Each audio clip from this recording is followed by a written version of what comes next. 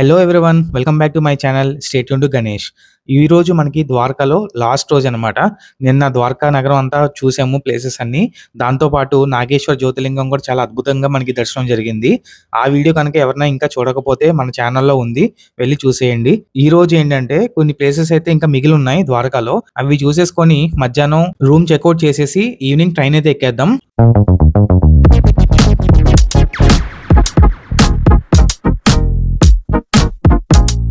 Next నేను ఉజ్జయిని వెళ్తున్నాను. అక్కడ కూడా జ్యోతిర్లింగం దర్శనం బాగా చేసుకుందాం. ఈ రోజు ద్వారకాలో ఫస్ట్ విజిటింగ్ ప్లేస్ వచ్చేసి గీతా మందిర్. ఈ టెంపుల్ బ్యాక్ సైడ్ సముద్రం అనమాట. టెంపుల్ దగ్గరికి వెళ్తున్నప్పుడే నాకు సముద్రానికి అలలు గట్టి సౌండ్ వినబడుతుంది. నాకు టెంపుల్ లోపల వెళ్తున్నప్పుడు కృష్ణుడు అర్జునుడికి భగవద్గీత చెప్తున్న సందర్భం అనమాట ఇది. నెక్స్ట్ సముద్రానికి ఆనుకొని ఇంకొక టెంపుల్ ఉంది, గాయత్రీ దేవి టెంపుల్ అనమాట ఇది. ఒకసారి మీకు వ్యూస్ చూపిస్తాను, మొత్తం వ్యూస్ అయితే ఎంజాయ్ చేయండి.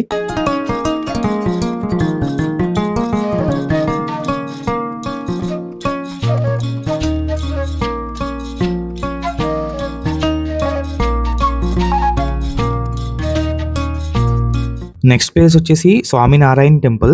ద్వారకా వచ్చినప్పుడు సైట్ సీయింగ్ లో ఈ టెంపుల్ అయితే ఖచ్చితంగా చూడండి.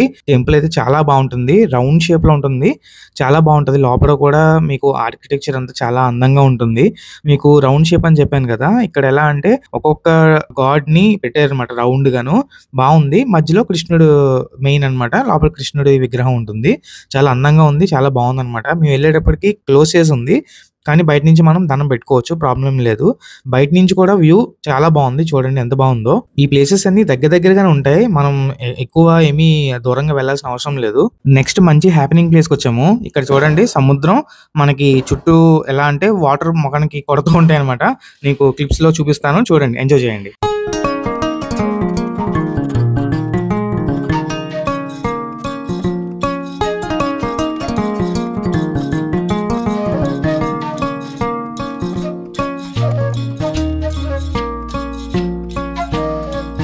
నెక్స్ట్ ద్వారకాలోనే ఒక చిన్న ఇస్కాన్ లా ఉంది, దానికి వచ్చాను.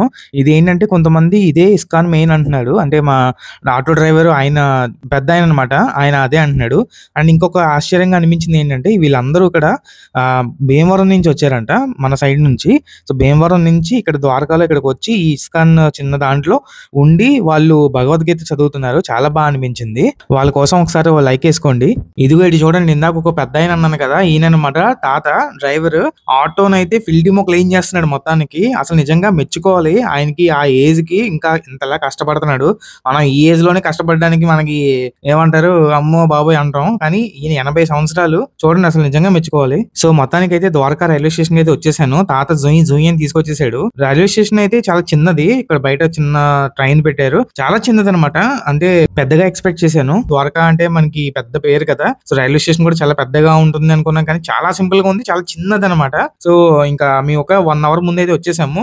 అండ్ ఫుడ్ కూడా ఏం తినలేదు. ఆన్లైన్ లో నేను సెర్చ్ చేసి పెట్టేసరికి నాకు 40 నిమిషాలు పెట్టేసింది. ట్రైన్ ఇంకా 1 or 2 మినిట్స్ లో స్టార్ట్ అయిపోతున్నప్పుడు లాస్ట్ మినిట్ లో డెలివరీ అయింది. వామో, అదొక అడ్వెంచరస్ గా అయిపోయింది అనమాట.